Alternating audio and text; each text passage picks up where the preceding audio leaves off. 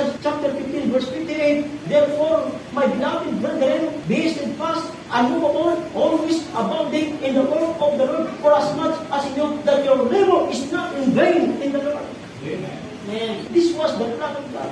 Why is it important? Because Jesus Christ proves the gospel to be true. 1 Corinthians chapter 15 from verse 1 up to verse 4, verse 1, moreover, brethren, I declare unto you the gospel which I preach unto you, which also ye have received, and wherein ye stand. Verse 2, by which also ye are saved, if ye keep in memory what I preach unto you, unless ye have believed in vain.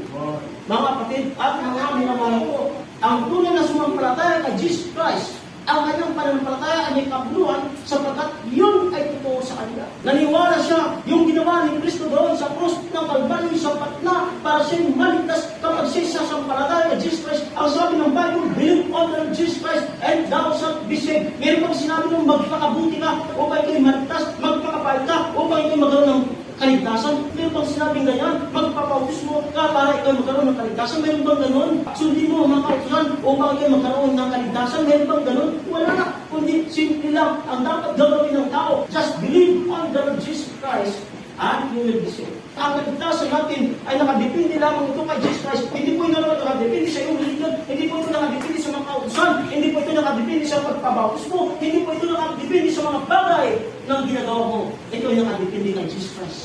Ang sinampalataya mo sa Jesus Christ, ikaw ay mayroong buhay.